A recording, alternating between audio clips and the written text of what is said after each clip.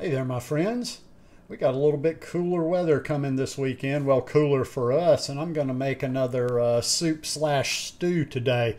Now, there's going to be a lot. This is kind of similar to that lentil stew, actually very similar to it, but I'm going to do a few tweaks here, so let's just get right to it. First of all, I've got a little bit of veggie broth going there in the bottom, and I'm going to add a small chopped onion, and 3 cloves of minced garlic. Get the rest of them onions out of there. And I'm just going to let these go a little bit and let them soften up. Shouldn't take but just a couple of minutes here. Okay, next I'm going to add an 8-ounce package, 8 ounces of sliced baby portobellos. Now, I don't think the particular type of mushroom is that important here, so, you know, if you find something else. And then I'm going to put 2 teaspoons of chili powder.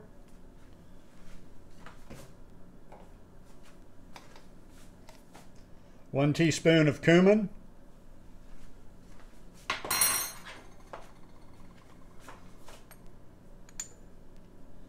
And a half teaspoon of paprika. And before I go any further, I just want to let these mushrooms cook just a little bit, soften up, let the spices kind of mix in there as we're getting that base going. And like I say, we'll just soften these mushrooms just a little bit, and then we will move on to the next step. Okay, now here we go. We're going to add a chopped red bell pepper, 3 chopped carrots,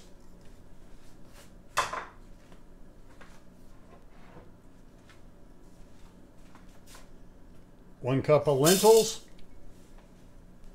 about 1.5 cups of corn,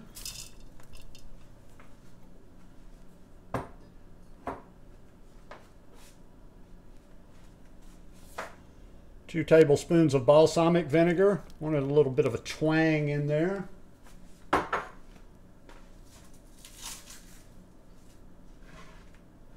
And then what we're going to do here, I'm going to tell you to do one thing and I'm going to do another because I'm trying to use up some stuff. I would recommend like a box, like 26 ounces or about 1.5 cups of these chopped tomatoes. But I don't have a full thing, so I'm going to use what I have there. I had just a little bit less than half left. Then I've got some leftover tomato puree, and I'm just going to kind of eyeball that. That's why I'm saying you might your first time, unless you really know your tomato stuff that well, you might want to just go with the 1.5 cups. And then, just for good measure, I'm going to put just a little bit of tomato paste in there for the thickening. Because like I say, I like soups, but I like stews better. Then I'm going to add 4 cups of low sodium vegetable broth. Ooh, I'm glad I used that big pot this time. And then I'm just going to give that a nice stir.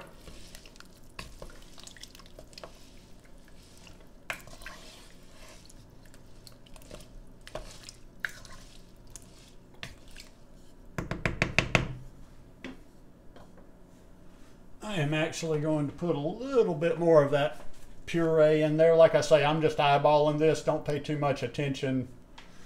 I just don't like wasting things.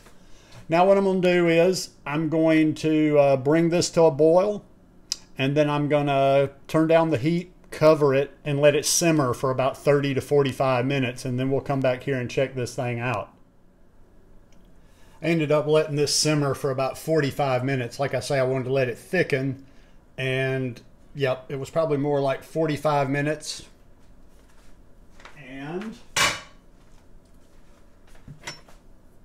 it looks like it thickened nice. Gonna give it a little taste here.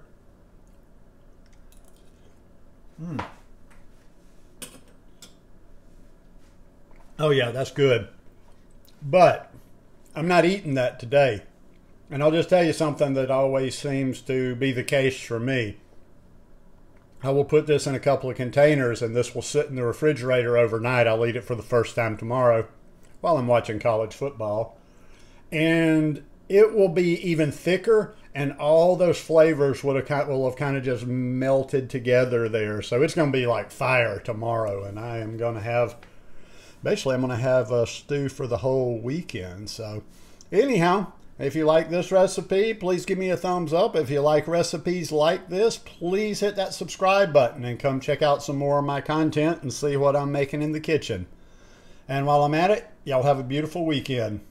Peace.